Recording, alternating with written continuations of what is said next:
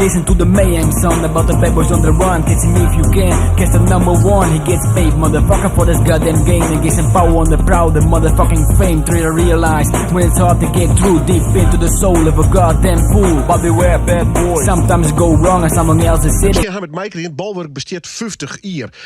Dat wordt vierd met al die hele bijzondere concerten. En waaronder een reunie van een heel soort hiphoppers. Ja, net alleen uit Friesland, maar ook uit het noorden bij. En als je hiphops is, dan neem je een PNAM. En een van die naam die zit je naast me. Daniel Huytema. Modder even best, jongen. Welkom. Nou, dankjewel. Graag gedaan. 50 jaar hiphop, hoe zit het met jou eigenlijk? Nou, ik tik dit jaar ook de 50 aan. Ja. Dus ja. Hoor, wie is toestoeg met de hiphop in oorrekening kwam? Nou, ik denk dat ik 11, 12 was. En dat kwam merendeels door mijn broer, want die was natuurlijk ietsje ouder. En die had wat eerder de muziek en de kennis ervan. En die heeft het mooi doorgegeven aan mij. En ja, als je helemaal gepakt bent door dat virus, dan ga je erin mee. Dus. Waar hebben we het over? Jou was de jaren 80? Ja, 85. Ik heb mijn eerste optreden gehad voor mij in 1988. Zo. Ja. Ook in het Bolwerk. Ja. Kun je je nog herinneren? Jawel, dat weet ik nog wel, ja. Want dat was met Elwest Rockers. En dat was ik met een paar vrienden van mij, echt heel jong. En toen hebben we daar een optreden gedaan. En toen hadden we zelf ook nog... Een van die jongens had brieven geschreven naar Bart Boos. Weet je nog? Boos. En toen moesten we daar ook naartoe om op te treden. Dus ja, dan ben je echt 14, 15 jaar of zoiets. Dus was leuk.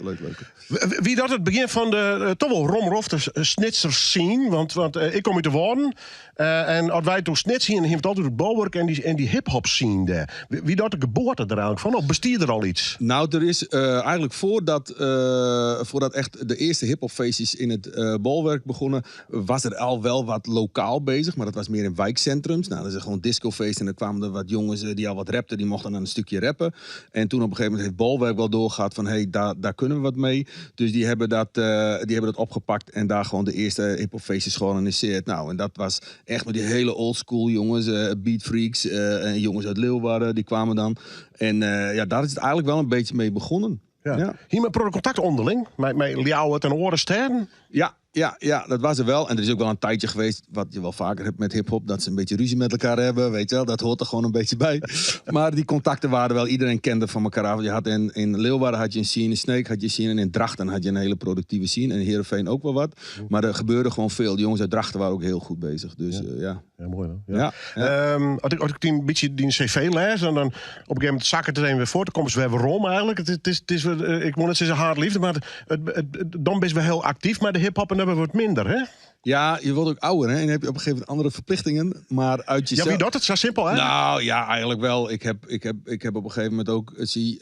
omdat je niet commerciële hiphop doet, je doet het meer voor de cultuur. Ja. Dan heb je, als ik spreek voor mij persoonlijk, dan heb je ook op een gegeven moment een periode dat je wel weet van ja, ik ben nu al 15 jaar hiphopfeestjes aan het organiseren en muziek aan het maken. Maar ja, ik heb daarnaast nog steeds een baan, weet je wel. Ja, en toen heb ik op een gegeven moment in dat het gedeelte ook een eigen bedrijf opgestart. Ja, dan wordt dat natuurlijk dat andere weer wat minder. Maar ja, op een gegeven moment ben ik dat wel weer gaan combineren. Want ja, het bloedstroom, je weet het wel, hè? Ja, nee, maar ik luister. Jou was hier in 80, best in de eerste stappen. Ja. Dan is ook in de jaren jaren best weer even actief. Rond 2000 weer. Dus wat ik al zei, het is wat periodes. Ja, maar ja, op de achtergrond ben je altijd nog wel bezig geweest. Maar dan net iets meer, misschien met dingen die niet echt elke keer op de voorgrond kwamen.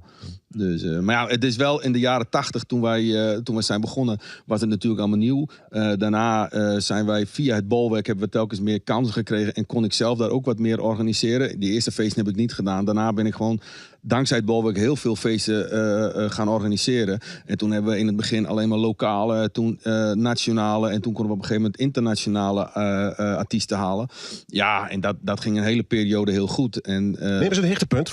Wij wisten heel Grutskop. Ik vind Kool Herc was een hoogtepunt. En Kool Herc is eigenlijk de man uit New York, uit de Bronx, die als het ware, dat wordt gezien als de godfather van hip-hop. Dus het is eigenlijk de persoon die ervoor zorgde dat de breaks in de muziek, dus gewoon soulplaten waar een kleine korte break is, dus een instrumentale breakbeat, dus een beat loop, die man verlengde dat.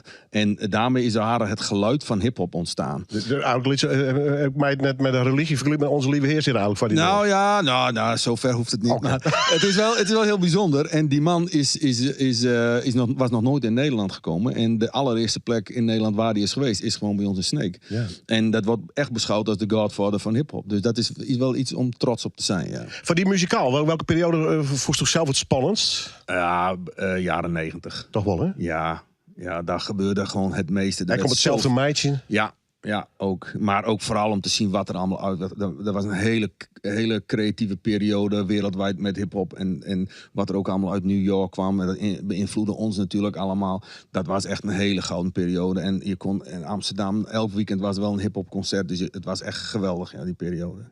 Ja. Weet je het verschil mee in Amsterdam en New York en Snits? Ja, er zit natuurlijk wel een groot verschil in. Want je kunt New York niet vergelijken met Amsterdam. Amsterdam niet met New York. En Snake daarom helemaal niet. Nee, maar toch wel bloed fanatiek. En daar wil wat deel zetten. Ja, het is... Zie, wij hebben in Snake bijvoorbeeld geen ghetto's zoals ze die in New York hebben. En wij hebben ook niet buurten zoals ze die in Amsterdam hebben. Alleen we hebben wel... gezamenlijk heb je wel een bepaalde creativiteit om dit muziek te maken. En daarom werden wij in Amsterdam ook best wel gerespecteerd voor wat wij hier deden. Niet allemaal hoor, niet allemaal. Sommigen vonden ons nog steeds boeren. Maakt niet uit wat we deden, weet je wel. Maar er waren een heleboel mensen die ook echt wel zagen van... hey, jullie zijn eigenlijk met een klein aantal inwoners... zijn jullie heel productief. En maken jullie best wel veel muziek. En dat brachten we ook uit. En dat zelfs kwam dat daar terecht. En wij kregen ook landelijk best wel erkenning door... Fred had echt grote stukken over ons. En bepaalde muziekbladen schreven wel echt over de scene zelf. Ja, en wat we vooral ook benieuwen, Maarten. Ik bedoel, bij hip-hop is urban culture, is graffiti. Ja. En dat kwam echt uit Snits. Is een protte wijkraam. Ja, in Snake, eigenlijk heb je overal wel veel graffiti-schrijvers. Alleen, je hebt een aantal jongens uit Snake, die zijn gewoon doorgegaan en telkens productiever en fanatieker, waardoor ze eigenlijk telkens ook meer gerespecteerd werden overal. En ook dat niveau ging enorm hoog. Ja. Dus jongens zijn gewoon in heel Nederland, maar ook in heel Europa en ook wel wereldwijd zijn die gerespecteerd voor wat zij allemaal maken. En dat komt gewoon uit Snake. Daar kun je ook heel trots op zijn. Ja, nou ja, ze gaan wel namen maken. Ja. Maar ook in Leeuwarden heb je een aantal hele toffe schrijvers. Dus het is echt, talent is er zeker wel in Friesland. Dus. Het is net de eerste reunie, hè, trouwens? Dit is niet de allereerste. Nee, we hebben het al vaker gedaan. Het is gewoon leuk. Je ziet gewoon al de oude kerels die vroeger allemaal nog jong met lange bosjes haar, petjes op het podium. En nou staan ze allemaal net als ik met een leesbril. En ja, je weet het wel. En maar nou wel gewoon dezelfde fanatiek zoals altijd. Ja, en die leefde van de muziek is onverwoestbaar, hè? Ja, dat verandert niet. Nee. Dus, wat vies van de huidige hip-hop? Vernijdt het zich nog? Ja, alleen je moet in sommige gevallen even wat beter zoeken, vind ik. Er is wat echt wel goede hip-hop muziek gemaakt. En sommige mensen die willen ook weer wat terug naar niet echt dat oude, maar wel weer een beetje terug naar de manier hoe ze dat vroeger maakten. En die passie die er vroeger voor werd gekregen. Alleen, en nu is het toch ook wel wat meer commerciëler. En sommige muzikanten worden niet zoals het eigenlijk... die gaan niet die hele schoolperiode, hoe ik het maar noem, weet je wel, van hiphop. Dat is er gewoon niet meer. Het is wat commerciëler en iedereen kan tegenwoordig rappen. Iedereen kan tegenwoordig ook DJ worden. Het is niet meer zo moeilijk. En dat gevoel is er soms een beetje af.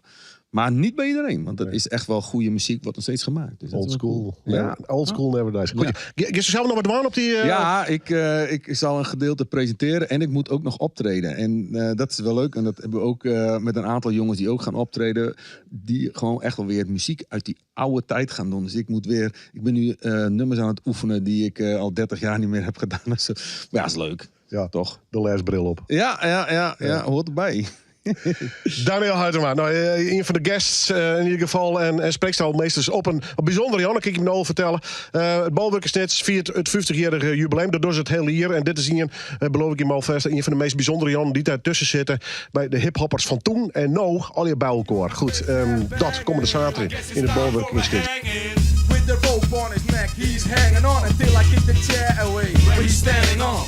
And then I'm glad with what the judge said. That you should be hung by the neck till you're dead. Then you hang, you're hanging.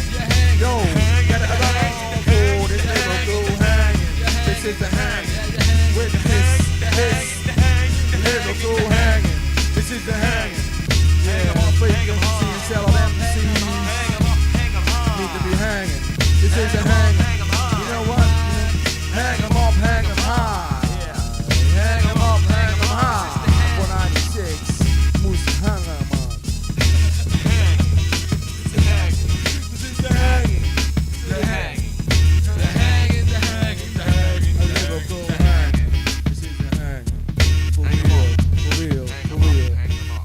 hangen.